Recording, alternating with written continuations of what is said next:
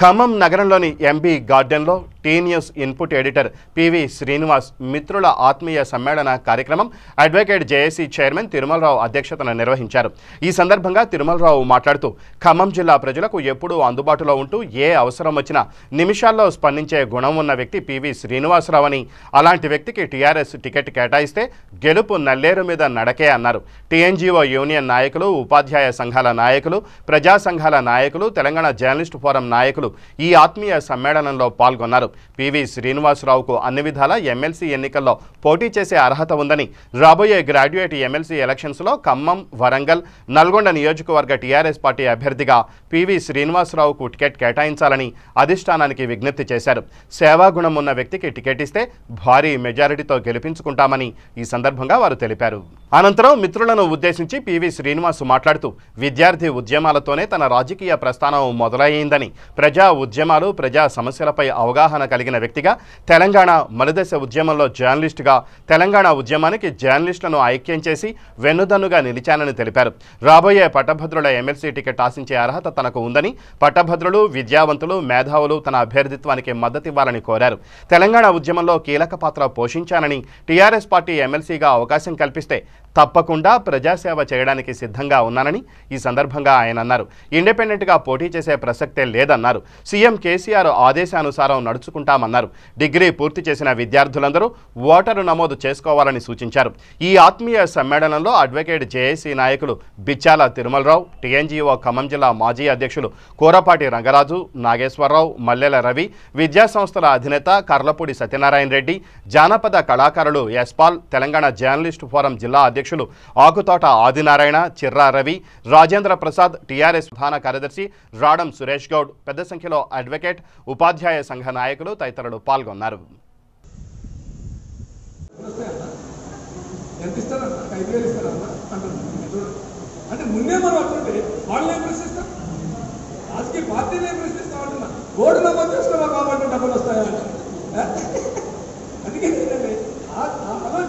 ఆ చైతన్యం, ఆ చర్చ అంటే ఇంత ఎంతబడి ఓటు నమోదు చేస్తున్నా అంటే ఏదో లాభం ఉంది.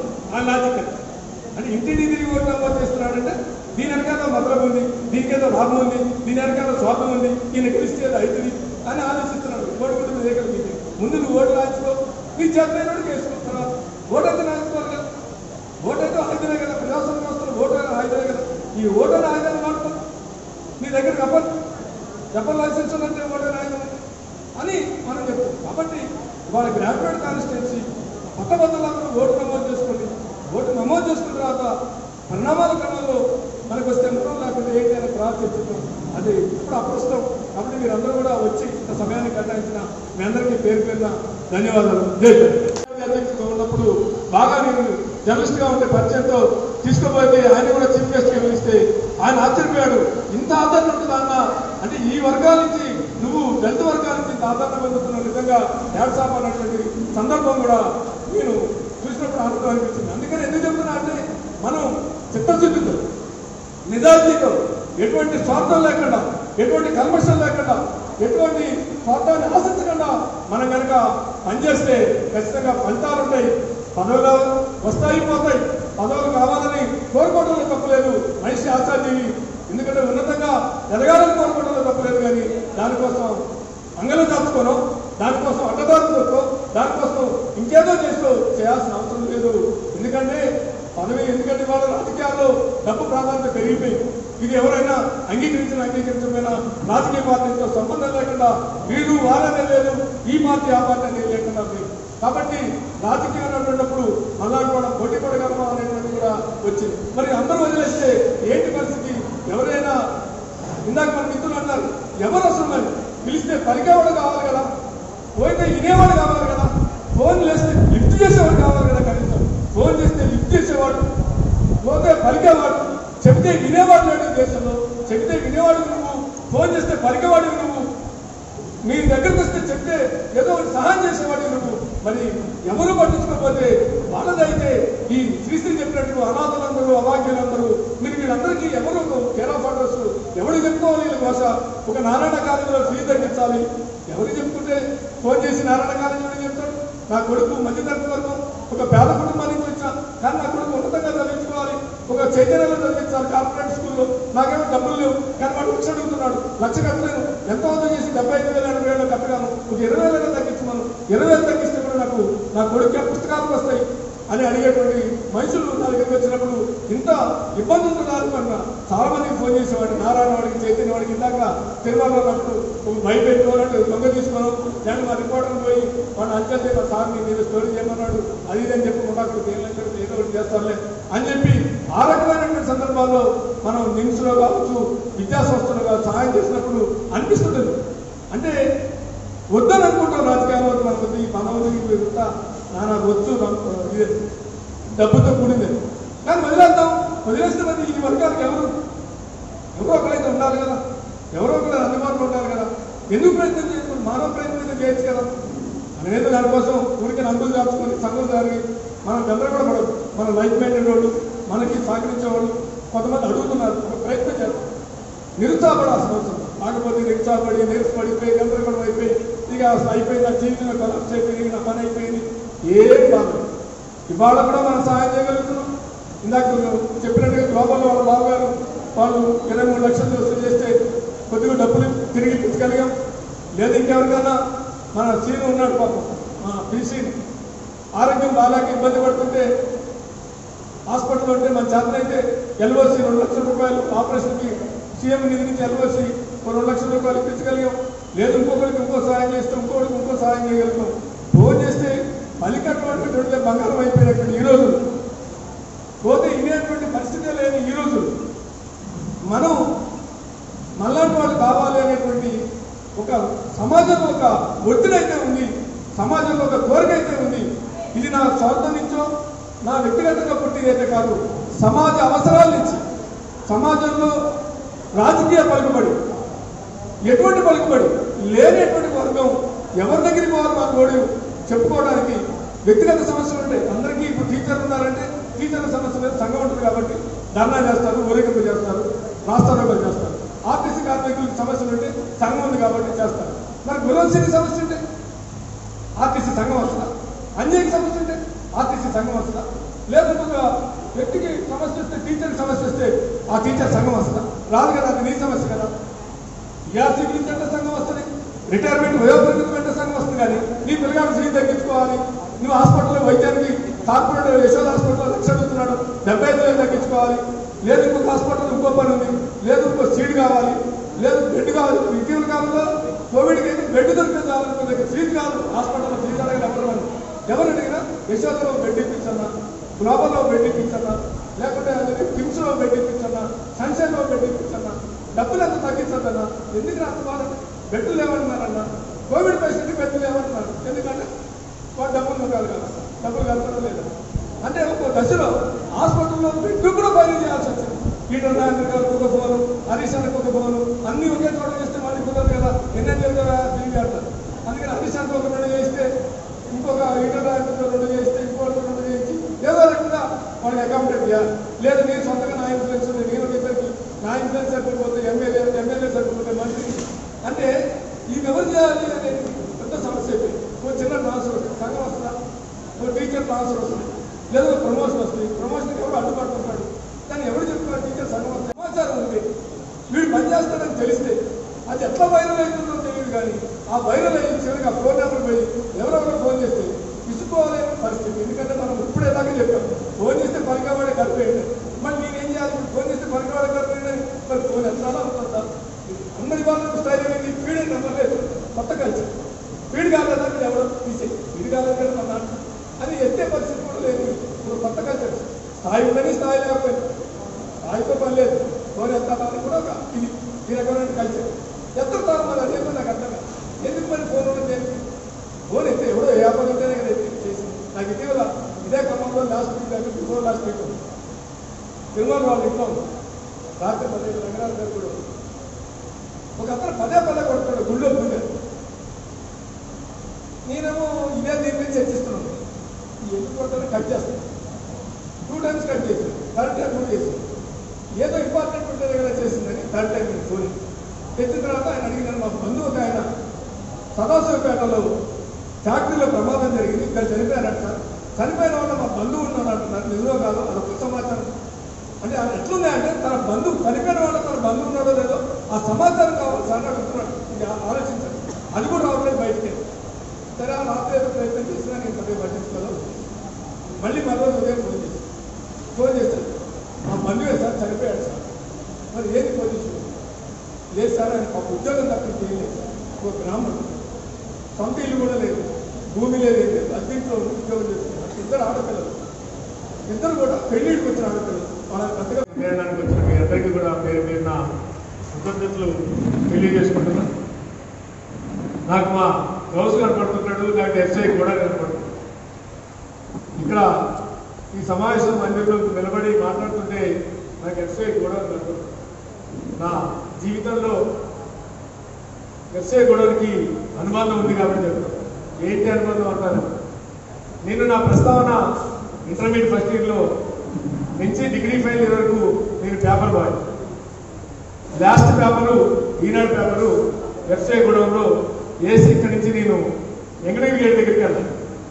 వెళ్ళి మళ్ళీ ఫ్రెష్ అయ్యి 8:30 సిద్ధార్థ కాలేజీలో క్లాసులు అటెండ్ కావాలి. అంటే లాస్ట్ పేపరు ఎస్ఐ గొడవ. అంటే అప్పుడు ఏమి ఇవన్నీ ఏం లేవు, అంత పొలాలు ఇవన్నీ ఉండేవి. ఈ అవతల బైపాస్ రోడ్డు కూడా లేదు. లాస్ట్ పేపరు సారథి నగర్లో నుంచి పిట్టల రామయ్య ఉండాలి రాములు, వాళ్ళ ఇంటి ముందు నుంచి వచ్చి ఇక్కడ వేసి వెళ్ళిపోయాడు. నేను ఎప్పుడైనా నాకు జ్వరం వస్తేనో లేకుంటే పోవాల్సి వస్తేనే, ఎందుకంటే 150 పేపర్లు ఎవరు సడన్ గా నాకు ఇవాళ రాత్రి జ్వరం వస్తే పొద్దున ఎవరైనా ఏమంటే ఎవరు వేయలేదు. 150 పేపర్లు స్టాండ్ బై ఎవరిని ఉండాలి. చాలా కాలం అంత తెలియదు, స్టాండ్ బై ఒకటి పెట్టుకోవచ్చు అని తెలియదు. చాలా కాలం ఇబ్బంది పడుతూ జ్వరం వచ్చినా, జలుబు వచ్చినా, ఇంకోటి వచ్చినా పేపర్ వేసేవాళ్ళు. తర్వాత నాకు తప్పనిసరి పరిస్థితుల్లో ఉన్నప్పుడు నా మిత్రుడు గౌస్ నేను ఎప్పుడైనా జ్వరం వస్తే పేపర్ వేసేవాడు. అట్లా మేము కష్టపడి డిగ్రీ ఫైనల్ ఇయర్ వరకు కూడా పేపర్ వేసుకుంటూ ఒక పక్కన ఆర్గనైజేషన్. మళ్ళీ ఏంటి కాలేజీలో గొడవలు అయితే పొద్దున్నే వేసి పేపర్ వేయాలి. నా పొద్దున్నే గొడవలు అయితే పేపర్ వేస్తుంటే ఏ గల్లీలో పట్టుకునే ఉంటారు, కాలేజీలు తిరగొడుతున్నాయి. మా అవతల శత్రు సంఘం, మా వ్యతిరేక విద్యార్థి సంఘం అని అదొక భయం.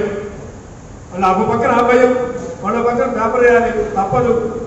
పేపర్ వేస్తే కానీ చదువుకోలేని పరిస్థితి. అప్పుడంతా 150 పేపర్లు నెలంతా వేస్తే 150 రూపాయలు జీతం. చాలా విచిత్రం కూడా అనిపిస్తుంది ఒక్కోసారి. అంటే ఒకళ్ళ ఇంటికి 30 రోజులు పేపర్ వేసి బిల్లు వసూలు చేసి ఆ చేతులు పెడితే నాకు రూపాయి ఇస్తుంది. అట్లా 150 మందికి పేపర్లు వేసి 150 పేపర్లు బిల్లు వసూలు చేసి మా సాంబశివ రెడ్డి గారు నిర్మల్ ఉదయ్ కాలేజీ స్కూల్ సాంబశివ రెడ్డి గారు మా ఏజెంట్, ఆయనకి ఇస్తే 150 రూపాయలు చేతులు ఇస్తారు. అది కూడా బిల్లు వసూలు చేసి ఇస్తేనే ఇస్తారు. బిల్లు వసూలు చేయకుండా ప్రస్తుతానికి పోయి సార్ నా చేతులు అంటే మొత్తం బిల్లు వసూలు చేస్తారు కాబట్టి. అట్లాంటి ఒక ఆర్థిక నేపథ్యం, అంటే అట్లాంటి ఒక కష్టాలు, కడగాళ్ళు, పేదరికం. ఒకటి విద్యార్థి రాజకీయాల్లో సమాజం అంటే ఏంటి, సమస్యలు అంటే ఏంటి, వాళ్ళు ఎలా ఎదుర్కోవాలి, ఎలా పరిష్కరించుకోవాలి, అది నీ నిజ జీవితంలో అయినా లేదు, సమాజంలో ఇతర వర్గాలైనా, పేద వర్గాలైనా లేదు, ఆయా వర్గాలకు ఎదుర్కొన్నటువంటి సమస్యలైనా ఆ అన్ని రకాల సమస్యల్ని ఏ రకంగా ఫేస్ చేయాలి, ఏ రకంగా ఎదుర్కోవాలి, ఆ సమస్యలకి పరిష్కార మార్గాలు ఏంటి అనేటువంటిది ఒక రాజకీయ చైతన్యం మాకు విద్యార్థి రాజకీయాల్లో నేర్చుకున్నాం. సమాజంలో ఉండేటువంటి వర్గాల యొక్క కష్ట సుఖాలు ఏంటో తెలుసుకున్నాం. సమాజంలో ఉండేటువంటి సామాజిక సమీకరణలు ఉంటాయో తెలుసుకున్నాం. రాజకీయ సమీకరణలు ఉంటాయో తెలుసుకున్నాం. రాజకీయ విలువలు ఏ రకంగా ఉంటాయో తెలుసుకున్నాం. ఆ రకంగా సామాజిక ఉద్యమాలు కావచ్చు, లేదు విప్లవోద్యమాలు కావచ్చు, ఇంకా వామపక్ష కమ్యూనిస్టు ఉద్యమాలు కావచ్చు, అనేక ఉద్యమాల్లో సుదీర్ఘకాలం పాటు ఇందాక మిత్రుడు గుర్తు చేశాడు క్యాపిటేషన్ ఉద్యమం గురించి. నిజానికి నేదురుమల్లి జనార్దన్ రెడ్డి లాంటి ముఖ్యమంత్రి పదవిచ్యుతుడయ్యాడంటే ఆనాడు క్యాపిటేషన్ ఉద్యమం. అంతేకాదు ఖమ్మంలో పీజీ సెంటర్ ఉద్యమం కానీ, లేదు రత్నగిరి థియేటర్ పక్కన ఉన్నటువంటి ఎమ్యూజ్మెంట్ పార్కు వ్యతిరేకంగా జరిగినటువంటి ఉద్యమం కానీ, ఆ రకంగా చెప్పుకుంటూ పోతే లోకల్గా సీట్లు పెంచాలని ఉద్యమం, ఫీజులు తగ్గించాలని ఉద్యమం, ఆ రకంగా పాఠ్యపుస్తకాలు అందుబాటులో లేవని ఉద్యమం, అనేక ఉద్యమాల్లో మేము ప్రత్యక్షంగా క్రియాశీలకంగా పాల్గొనడం ద్వారా అంత రాజకీయ అవగాహనని పొందగలిగాం.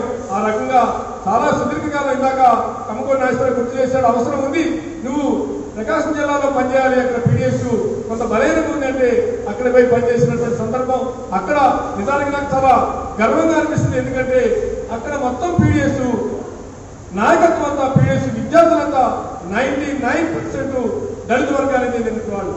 ఒకే ఒక్కరిని నేను అగ్రవర్ణానికి చెందిన వాడిని. అప్పటికే దేశవ్యాప్తంగా కాంశీరామ్ బ్రాహ్మణ భావజాలకు వ్యతిరేకంగా పెద్ద ఉద్యమం నడుస్తుంది. కాంశీరామ్ నాయకత్వం ఆధ్వర్యంలో బహుజన సమాజ్ పార్టీ ఆధ్వర్యంలో కాంశీరామ్ బ్రాహ్మణ భావజాలం వల్లే ఇవాళ దళితులు అణచివేతకు గురి కాబడ్డారు, అంటరాంతరానికి గురి కాబడ్డారు అనేటువంటి పెద్ద ఎత్తున దేశవ్యాప్తంగా ఉద్యమం నడుస్తున్న రోజులు. ఆ రోజుల్లోనే చుండూరు ఘటన జరిగినటువంటి సందర్భం. అటువంటి సందర్భంలో ఆ వర్గాలకు నేను నాయకత్వం ఇస్తే వీళ్ళు స్వీకరిస్తారా? నేను ఒక అగ్రవర్ణానికి చెందిన వాడిని, ప్రాంతీయేతరుని, అందులో ఏ బ్రాహ్మణ్య భావజాలాన్ని ఇవాళ కొనలాడుతున్నారో ఆ బ్రాహ్మణ్య భావజాల ప్రతినిధి నేను మరి ఇక్కడ నన్ను స్వీకరిస్తారా అని కొంచెం సస్పెషలు అనుమానాలు, నన్ను వీళ్ళు గౌరవిస్తారా, గుర్తిస్తారా, నా నాయకత్వాన్ని స్వీకరిస్తారా లేదా అనేటువంటి అనేక రకాల తత్పటాయింపుల నేపథ్యంలో అక్కడ నీ నాయకత్వం వహించా. ఇవాళ ఆ గ్రామాల్లో దళిత నాయకులు ఇవాళ టీచర్లు అయితే ఎంతమంది అయితే మాజీ పీడిఎస్ వాళ్ళు టీచర్లు ఉన్నారో ఇవాళ అక్కడ కూడా అనేక మంది టీచర్లుగా లేదు లాయర్లుగా పనిచేస్తే వాళ్ళ ఊర్లో అంబేద్కర్ విగ్రహం పెట్టాల్సి వస్తే నన్ను గెస్ట్ గా పిలిచినప్పుడు నేను చాలా గర్వంగా ఫీల్ అవుతా. ఏ వర్గాల్లో అయితే ఇవాళ నన్ను అనుమానిస్తారేమో, నన్ను స్వీకరిస్తారో లేదో, నన్ను గౌరవిస్తారో లేదో, నా నాయకత్వాన్ని వీళ్ళు అంగీకరిస్తారో లేదో అనుకుంటే ఇవాళ వాళ్ళే మా ఊళ్ళో అంబేద్కర్ విగ్రహం పెడుతున్నా రావాలన్నా అని కందుకూరు ప్రాంతంలో ఉన్నటువంటి దళిత విద్యార్థులు, దళిత టీచర్లు కానీ వాళ్ళు కానీ ఈ మధ్యకాలంలో జవహర్భారతిలో ఒక ఇట్లాగే పూర్వ విద్యార్థుల సమ్మేళనం జరిగింది. దాదాపు 200 మంది వస్తే వెళ్తే వాళ్ళు అసలు ఎంత ఆత్మీయంగా అంటే అంత ఆత్మీయంగా అక్కడికి వచ్చిన వాళ్ళందరూ ఇందాక చెప్పినటువంటి సామాజిక నేపథ్యం క్రమంలో ఆత్మీయ మిత్రుల కలయిక ఏర్పాటు చేశారు. విద్యార్థి రాజకీయాల్లో నేను పనిచేసిన క్రమంలో నాతో పాటు నాడు విద్యార్థి ఉద్యమాల్లో పనిచేసినటువంటి అనేక మంది వాళ్ళ ఉపాధ్యాయులుగా, అధ్యాపకులుగా, హెల్త్ డిపార్ట్మెంట్లో, వివిధ ప్రభుత్వ శాఖల్లో, అదే వివిధ ప్రైవేట్ శాఖల్లో పనిచేస్తున్నటువంటి అనేక మంది ఒక ఆత్మీయ కలయిక అనేటువంటి ఒక సమావేశాన్ని ఇక్కడ ఏర్పాటు చేయడం జరిగింది. అంటే ఈ సమావేశం ప్రధానంగా ఇవాళ రానున్నటువంటి పట్టభద్రుల ఎన్నికలు, ఖమ్మం, వరంగల్, నల్గొండ పట్టభద్రుల ఎన్నికలు జరగబోతున్నాయి. ఈ ఎన్నికల్లో మీలాంటి వాళ్ళు రావాలి, కొంత ప్రజాసేవ చేసేవాళ్ళు, ప్రజలకు అందుబాటులో ఉండేవాళ్ళు, ఒక రాజకీయ చైతన్యం ఉన్నవాళ్ళు, రాజకీయ అవగాహన కలిగిన వాళ్ళు, అనేక వామపక్ష ఉద్యమ నేపథ్యం ఉన్నవాళ్ళు, వాళ్ళ జర్నలిస్టుగా ఒక సమాజం పట్ల, వివిధ వర్గాల పట్ల, సామాజిక సమీకరణ పట్ల, సామాజిక వ్యత్యాసాల పట్ల అనేక రకాలుగా అవగాహన ఉన్నటువంటి మీలాంటి వాళ్ళు వస్తే బాగుంటుందన్న అని వాళ్ళందరి అభిప్రాయాన్ని చెప్పారు. అయితే నేను వాళ్ళ టీన్యూస్లో ఇన్పుట్ ఎడిటర్గా ఉన్నా కాబట్టి నేను నిన్న టీఆర్ఎస్ పార్టీ, తెలంగాణ రాష్ట్ర ముఖ్యమంత్రి నిజంగానే ఇటువంటి వాళ్ళ అవసరమని సారు గుర్తించి గౌరవించి మనకి బాధ్యత ఇచ్చి మీలాంటి వాళ్ళు ఉండాలి అని అంటే తప్ప, లేకుంటే నేనేదో ఇండిపెండెంట్గా పోటీ చేసి అనవసరమైనటువంటి కాంట్రవర్సీలకు పోవాలని కాదు. ప్రజాసేవ ఎక్కడైనా చేయొచ్చు, ఎట్లయినా చేయొచ్చు. ఇప్పుడున్న హోదాలో కూడా నేను నా చేతనైన సహాయం నా మిత్రులు ఫోన్ చేసినప్పుడు, లేదు మిత్రులు కాదు ఇంకెవరు ఫోన్ చేసినా కానీ నా వంతు సహాయం నేను చేస్తాను, భవిష్యత్తులో కూడా సహాయం చేస్తాను. లేదు ఇట్లాంటి సహాయం చేసేవాళ్ళు ప్రజలకు మరింత చేరువు కావాలి, ప్రజలకు అవసరం ఉందని గుర్తించి నాకు కనుక ఎమ్మెల్సీ రేపు పొద్దున పట్టభద్రుల స్థానానికి నిలబడమనంటే మాత్రం ఖచ్చితంగా నిలబడతా. అప్పుడు వీళ్ళందరి సహకారాన్ని నేను తీసుకుంటాను.